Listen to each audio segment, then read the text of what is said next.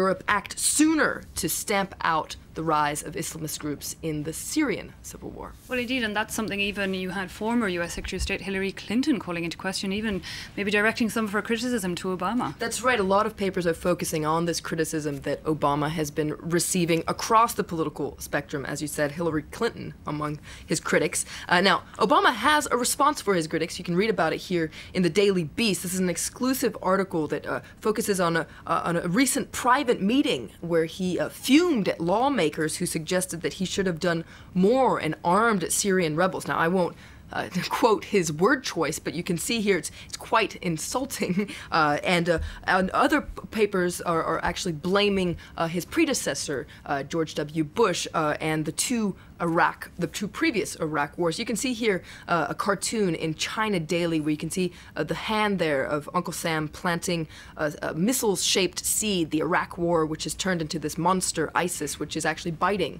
the hand of Uncle Sam. Okay, it says it all in a picture. Now, Florence, turning to something much, much lighter, a lot of the French papers are looking at the French President François Hollande's big birthday. That's right. It's his 60th birthday today. Happy birthday, François Hollande, if you're watching. Now, you'd think that papers would give him a break today. But as you can see here in Le Figaro, which, remember, is the right-leaning paper, they're being particularly harsh on his birthday. They're talking about the trial of solitude. And they ask the question, what in the world is the president thinking about today? What's on the mind of a man when everything seems to be slipping around him, when none of his policies seem to be working, when nobody has confidence in him? And they remind readers of his record low opinion poll. 73% of French people don't have confidence in you, Mr. President, says Le Figaro. And they add another layer on in the editorial. Le Figaro says, never has a president appeared so unpopular and so alone. He's running out of steam. He's running out of breath. You can see à bout de souffle. That's the title of the editorial. And Le Figaro wonders, is he actually going to be able to blow out his birthday candles because he's so much out of breath? Okay, now, that's the right-wing press. Given that he's a socialist president, are the left-wing papers being any kinder to him on his birthday? Well, they're asking French people what they think about him. Aujourd'hui en France actually asks a random selection of French people what they wish the president for his 60th birthday, and it's kind of a mixed bag, a wide range of answers. You have people saying, you need to change everything about your domestic policy, stop treating us like idiots, but then you have some nicer things like stand up to criticism and take a break. The president needs to go on vacation, according to one person they asked, and he actually is on vacation, so good for him. That falls very well. Now, we're talking there about François Hollande being quite isolated, but apparently across in the UK, there's a lot more people feeling very, very solitary. That's right. A lot of British papers are picking up on a recent survey it's published today, actually, by the relationship charity Relate. Now, it puts the UK under the microscope, and I pulled out some of the findings of this survey, which are quite surprising, and some of them quite sad, actually. 10% of the people questioned said they don't have a single close friend. That's about 4.7 million people in the UK. 42% said they don't have friends at work. It's terrible. And also, one surprising thing, 24% said they're not satisfied with their sex life. So quite sad news there coming out of the UK. Yeah, it all sounds very honest. Well, I'm glad France 24 is quite a friendly place for now, such wood.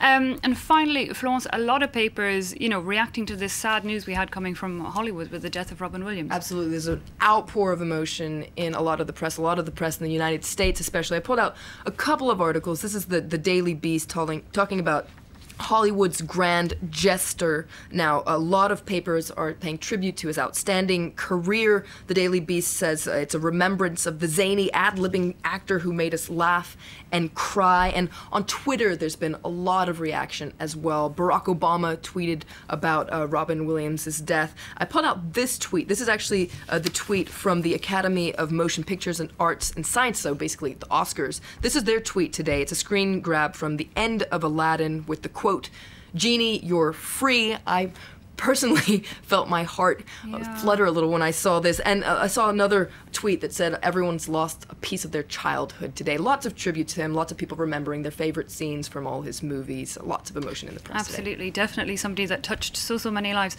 Florence Villeneuve with the international papers, thank you indeed for that. Well, it's now time to turn to look at today's sports news. Cardiff is the venue for the UEFA Super Cup on Tuesday, and it promises to be a memorable night for Gareth Bale. The Real Madrid star and his fellow Champions League winners take on Europa League holders Sevilla in Bale's home city. The Welshman expecting to perform even better as he starts in his second season at the club. I feel in much better shape this year. I feel like I can start the season at a better tempo and a better performance. So yeah, I'm looking forward to the season ahead. I feel in great shape, and yeah, for me, I don't feel the pressure of being back home. It's obviously a big match that we want to win and a trophy we want to win, but it's another game and another one I have to put 110% in to try and perform my best. Carlo Ancelotti can count on Bale, Cristiano Ronaldo, Karim Benzema and new signings Toni Kroos and James Rodriguez. I am really happy. Of course, in Real Madrid we have to know that we have to win. This is normal for a big club as Real Madrid. Sevilla did beat Real in La Liga in March, and coach Unai Emery believes they can do it again if they deny the Madridistas space to play. Manchester City have completed a €40 million deal for Porto centre-back Eliakim Mangala, having missed out on him in January. The 23-year-old was part of France's World Cup squad but didn't play in Brazil. City accidentally posted a video showing him signing for the club on their website last month.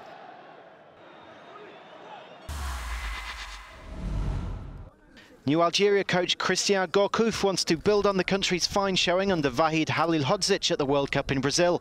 Algeria reached the round of 16 when eventual champions Germany needed extra time to beat them. Here he is saying, "I think the national team has a generation of players that is very interesting, as was shown in the World Cup. I believe in the potential of this team. Generally speaking, I believe in the potential of Algerian football. They have a style of play that suits me, with a creative and technical flair. And if I have answered the Algerian FA's request, it's also because I believe we can coordinate our efforts and that we have the same vision of play and the same style of playing, which is a condition for me to engage with this challenge."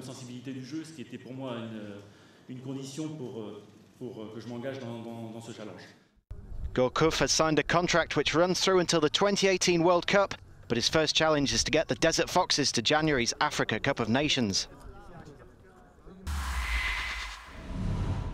Italy's Andrea Gardini has won the first stage of the Aneco Tour in the Netherlands, edging a close sprint finish despite an earlier crash.